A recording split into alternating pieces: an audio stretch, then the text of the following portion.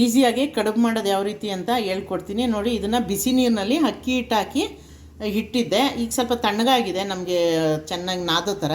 ಹಂಗಾಗಿ ಇದನ್ನು table top ಮೇಲೆ, ಕಿಚನ್ ಟಾಪ್ ಮೇಲೆ ಇಟ್ಕೊಂಡು ಇದರಲ್ಲೇ ನಾದ್ತೀನಿ ನೋಡಿ.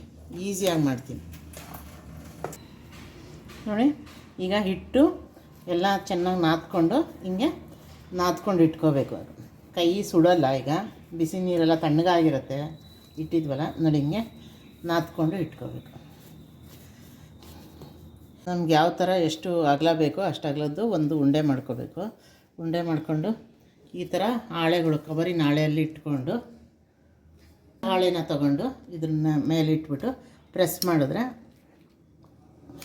ನಮ್ಗೆ ಎಷ್ಟು ಅಗಲ ಬೇಕೋ ಅಷ್ಟು ಅಗಲದ್ದು ನೋಡಿ. ಎಲ್ಲಿ ದಪ್ಪ ಇರುತ್ತೋ ಅದನ್ನು ಹಿಂಗೆ ಮಾಡಿದ್ರೆ ಆಯಿತು.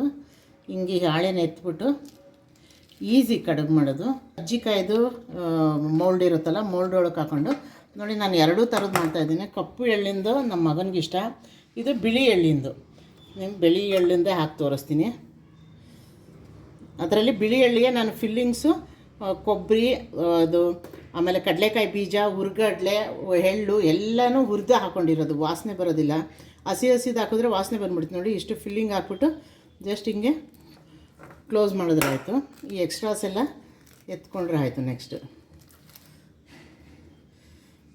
ನೋಡಿ, ಈ ಥರದ್ದು ಹಿಂಗೆ ಮಾಡಿಕೊಂಡ್ರೆ ಆಯಿತು ನೋಡಿ. ಎಷ್ಟು ಚೆನ್ನಾಗಿ ಬರುತ್ತೆ ನೋಡೋಕ್ಕೂ, ಎಷ್ಟು ಹದವಾಗಿರುತ್ತೆ. ಈ ಥರದ್ದೇ ಎಲ್ಲ ಮಾಡ್ಕೋಬೇಕು. ಮಾಡ್ಕೊಂಡಾದಮೇಲೆ ನಾನು ತೋರಿಸ್ತೀನಿ ಎಷ್ಟು ಈಸಿಯಾಗಿ ಕಡುಬು ಬೇಯಿಸೋದು ಅಂತ. ಈ ಥರದ್ದು ತೂತಿರೋ ಅಕ್ಕಿ ಜರಡಿ ಎಲ್ಲರ ಮನೆಗೂ ಇರುತ್ತೆ. ಈ ಜರಡಿನ ತೊಗೋಬೇಕು ನಾವು. ಈ ಜರಡಿನಲ್ಲಿ ತಗೊಂಡು ಒಂದು ಲುಂಗಿ ಬಟ್ಟೆ ಇರುತ್ತೆ ಕಾಟನ್ದು, ಅದನ್ನು ತೇವ ಮಾಡಿ ಇಟ್ಕೊಂಡಿದ್ದೀನಿ ನೋಡಿ. ಇಷ್ಟಿಷ್ಟಲ್ಲ, ಎಷ್ಟು ಬೇಕೋ ಅಷ್ಟು. ಇದನ್ನು ಈ ಜರಡಿ ಒಳಗೆ ಹಾಕ್ತೀನಿ. ಜರಡಿ ಒಳಗೆ ಹಾಕಿಬಿಟ್ಟು ನೋಡಿ ಚೆನ್ನಾಗಿ ನೀಟಾಗಿ ಇದು ಮಾಡ್ಕೋಬೇಕು. ಸೈಡೆಲ್ಲ ತೆಗೆದ್ಬಿಟ್ಟು ಈ ಕಡುಬು ಮಾಡಿರ್ತೀವಲ್ಲ ಒಂದೊಂದೇ ಜೋಡಿಸ್ಕೊಂಡು ಹೋಗಬೇಕು. ಈಗ ಜೋಡಿಸ್ತೀನಿ, ಒಂದೊಂದೇ ಜೋಡಿಸ್ತೀನಿ ನೋಡಿ. ಇಷ್ಟು ಕಡುಬನ್ನ ಮಾಡಿ ಇಟ್ಕೊಂಡಿದ್ದೀನಿ. ಈಗ ಈ ಪಂಚದೆಲ್ಲ ಮುಚ್ತೀನಿ ಹಿಂಗೆ. ಇದ್ರ ಮೇಲೆ ಹಬೆ ಚೆನ್ನಾಗಿ ಇದ್ರ ಮೇಲೆ ಬಡಿಲಿಂದ ಆಚೆಗೆ ಹೋಗ್ದಂಗೆ ಫುಲ್ಲು ಫೋಲ್ಡ್ ಮಾಡ್ಕೋಬೇಕು ನೋಡಿ. ಈ ಥರ ಫೋಲ್ಡ್ ಮಾಡಿಕೊಂಡು ಒಂದು ಪಾತ್ರೆಯಲ್ಲಿ ನೀರು ಕಾಯಿಸಿದ್ದೀನಿ ನೋಡಿ. ಇದು ಕರೆಕ್ಟಾಗಿ ಫಿಕ್ಸ್ ಆಗುತ್ತೆ. ಇದು ಕರೆಕ್ಟಾಗಿ ಕೂತ್ಕೊಳ್ಳುತ್ತೆ ನೋಡಿ. ಈ ಹಬೆ ಮೇಲೆ ಇದು ಕೂತ್ಕೊಳ್ಳುತ್ತೆ ನೋಡಿ. ಕೂತ್ಕೊಂಡಾದ್ಮೇಲೆ ಈ ಮುಚ್ಚಿದ್ದೀನಲ್ಲ, ಈ ಮುಚ್ಚಿದ ಮೇಲೆ ಇದೇ ಪ್ಲೇಟ್ನ ಇಟ್ಬಿಡ್ತೀನಿ. 10 ನಿಮಿಷ ಸಾಕು, ಬೆಂದೋಗ್ಬಿಡುತ್ತೆ ಚೆನ್ನಾಗಿ. ಎಷ್ಟು ಚೆನ್ನಾಗಿ ಬೇಯುತ್ತೆ ಅಂತ. ಇದು ಈಸಿ ಮೆಥಡು. ಎಷ್ಟು ಚೆನ್ನಾಗಿ ಬೆಂದಿರುತ್ತೆ ನೋಡಿ. ಅದು ಹಬೆ ನೋಡಿ ಹೆಂಗೆ ಬರುತ್ತೆ. ಯಾವುದ್ರಲ್ಲಿ ಮಾಡಿದ್ರೆ ಈ ಥರ ಬೇಯಿಸೋಕ್ಕಾಗಲ್ಲ. ಇದು ಬೆಸ್ಟು ಮೆಥಡು ನೋಡಿ. ಇಲ್ಲೇ ತೋರಿಸ್ತೀನಿ ಹೇಗೆ ಬೆಂದಿದೆ.